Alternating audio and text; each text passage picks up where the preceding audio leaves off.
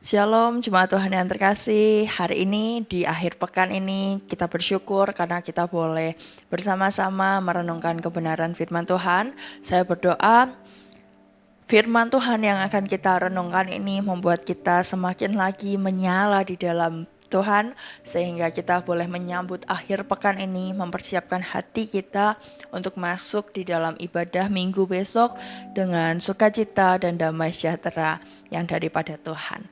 Hari ini mari kita merenungkan kebenaran firman Tuhan, tapi sebelumnya saya ajak saudara untuk berdoa. Mari kita berdoa. Tuhan, sungguh kami ucap syukur kasih-Mu, anugerah-Mu senantiasa terus kami rasakan. Kami bersyukur Tuhan karena penyertaan-Mu tidak pernah berhenti di dalam kehidupan setiap kami. Pagi hari ini kami rindu Tuhan untuk merenungkan kebenaran firman-Mu. Biarkan firman yang boleh kami baca, boleh kami renungkan, boleh kami dengar, semuanya boleh berasal daripada-Mu, menjadikan itu sebagai benih yang tertanam di dalam hati kami, membuat benih itu bertumbuh di dalam hidup kami, dan kami boleh berbuah di dalam Tuhan. Kami bersyukur Tuhan karena punya Allah seperti Engkau yang senantiasa terus membuat kami bertumbuh dan membuat kami berakar kuat di dalam-Mu. Ajarkan kami Tuhan, di dalam kebenaran firman-Mu ini ada benih firman yang boleh sama-sama kami hidupkan di dalam hidup kami. Di dalam nama Tuhan Yesus kami siap untuk merenungkan kebenaran firman-Mu. Haleluya. Amin. Saudara, hari ini kita akan merenungkan satu bagian firman Tuhan. Saya ambil dari Lukas 8 ayatnya yang ke-26 hingga 39. Tetapi mari kita baca pada pagi hari ini di ayatnya yang ke-32 sampai 33. Lukas 8 ayat yang ke-32 hingga 33. Saya akan bacakan untuk saudara. Adalah di sana sejumlah besar babi sedang mencari makan di lereng gunung. Lalu setan-setan itu meminta kepada Yesus supaya ia memperkenankan mereka masuk ke babi-babi itu. Yesus mengabulkan permintaan mereka, lalu keluarlah setan-setan itu dari orang itu dan memasuki babi-babi itu. Kawanan babi itu terjun dari tebing jurang ke dalam danau, lalu mati lemas.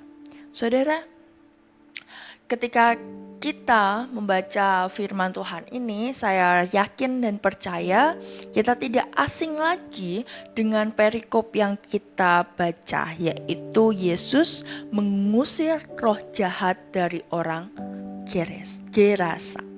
Nah saudara, kita tahu bahwa yang dirasuki oleh setan-setan yang nantinya ditanya Yesus namanya siapa, dia menjawab Legion ini, hanya satu orang, saudara. Karena di ayat ke-27 dikatakan, setelah Yesus naik ke darat, datanglah seorang laki-laki dari kota itu menemui dia. Seorang laki-laki. Orang itu dirasuki oleh setan-setan dan sudah lama ia tidak berpakaian dan tidak tinggal dalam rumah, tetapi dalam pekuburan. Ingat saudara, seorang laki-laki. Seorang laki-laki, satu orang dirasuki oleh legion, setan-setan. Yesus datang untuk menghardik, untuk membuang, untuk melepaskan setan-setan itu dari seorang laki-laki. Tapi lihat saudara, kita fokus melihat apa yang Yesus korbankan. Apa yang Yesus korbankan ada di ayat yang sudah kita baca di awal tadi. Di sana sejumlah besar babi sedang mencari makan. Satu orang dibanding dengan sejumlah besar babi. Lalu ketika terjadi negosiasi antara Yesus dan legion ini saudara, maka Yesus memutuskan untuk menarik legion itu dari manusia ini ke babi-babi. Babinya bukan satu saudara, sejumlah besar babi. Banyak sekali. Dimasukkan ke dalam babi-babi. Lalu babi-babi itu terjun ke danau dan mati. Saudara, saya sengaja untuk hanya terfokus kepada orang versus babi-babi. Mengapa? Karena dari sini kita bisa melihat, saudara, ketika Yesus melihat manusia, dia memandang manusia itu sebagai seseorang yang bernilai. Bagaimana bisa? Saudara, ketika Yesus memandang orang ini, saudara, orang yang kerasukan ini bukan sebagai seorang yang bernilai, maka Yesus akan membiarkan orang ini. Tapi Yesus tidak tinggal diam. Yesus melakukan satu tindakan yang artinya orang ini sangat berharga. Satu orang yang kerasukan ini berharga di mata Yesus. Lalu ketika legion itu berkata, pindahkan aku ke babi-babi itu, Yesus pindahkan. Bukan karena Yesus mengatakan bahwa dia tidak bisa melepas legion ini tanpa perantara. Bukan, saudara. Tapi dari simbol Yesus memindahkan legion ini ke babi-babi yang banyak itu Yesus ingin menekankan bahwa ini loh, ada nilai yang harus dibayar. Ini loh, betapa berartinya, betapa berharganya seorang manusia di mata Yesus untuk bisa diselamatkan. Ribuan babi sekalipun, sejumlah besar babi sekalipun, akan Yesus bayar harganya. Pada saat itu, saudara, orang yang ternak babi itu berarti orang yang luar biasa. Dan ini bukan babinya, bukan 1-2 babi, tapi sejumlah besar. Tapi Yesus pakai itu untuk menunjukkan kemuliaannya. Babi-babi itu mati. Dan dari sini Yesus ingin menekankan satu simbol yang bermakna bagi saya dan saudara. Manusia yang kerasukan itu berharga untuk diselamatkan. Begitu juga dengan saya dan saudara. Kita adalah orang yang berharga di mata Tuhan. Dan Tuhan akan melakukan hal yang sama untuk menyelamatkan saya dan saudara. Dan Tuhan sudah melakukannya loh. Lewat apa? Lewat dirinya di atas kayu salib. Sehingga nilai dari jiwa saya dan saudara, nilai dari diri saya dan saudara, itu bukan rendah. Itu bukan tidak berharga. Tapi saya dan saudara adalah orang-orang yang berharga di mata Tuhan. Walaupun mungkin di dunia ini, saudara, kita tidak dipandang berharga. Walaupun di dunia sekarang ini kita dikucilkan. Walaupun bahkan orang terdekat kita tidak menginginkan keberadaan kita. Rasa-rasanya kita tidak berharga di mata orang terdekat kita. It's okay. Ada yang memandang kita berharga dan rela mempertaruhkan nyawanya untuk saya dan saudara. Dan dia adalah Yesus. Orang yang tidak pernah, Tuhan kita itu Tuhan yang tidak pernah memandang sebelah mata kita. Seberbuat dosa apapun kita, sebagaimanapun kita hidup, Tuhan tetap memandang saya dan saudara berharga. Dan dari pandangan Tuhan itu, bukankah seharusnya kita mengucap syukur? Bukankah kita seharusnya lebih bersemangat lagi di dalam menjalani hidup kita? Karena kita tahu kita berharga di mata Tuhan. Melalui perenungan ini, saudara, saya rindu saudara dan saya sama-sama menilai kembali hidup kita. Kalau ada di antara kita yang saat ini sedang merasa tidak berharga hidupnya, pandang ke Tuhan. Kalau kita pandang manusia, mungkin saja kita merasa tidak berharga. Mungkin saja kita merasa tidak diingini. Tapi kalau kita memandang kepada Tuhan, kita adalah orang-orang yang berharga. Buktinya apa?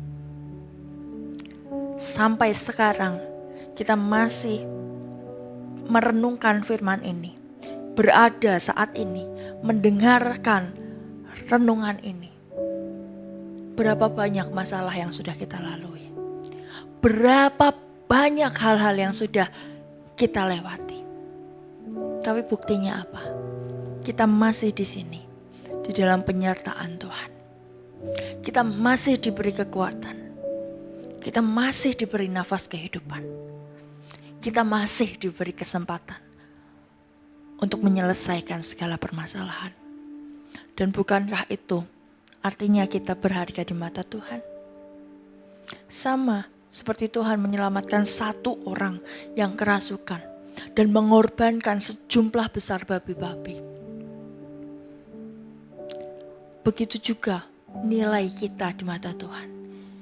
Kita lebih berharga dibanding apapun. Maka jangan sia-siakan hidupmu. Jangan sia-siakan apa yang Tuhan sudah hargai dengan sebegitu mahalnya. Hiduplah di dalam Tuhan. Kenal Dia dengan sungguh-sungguh.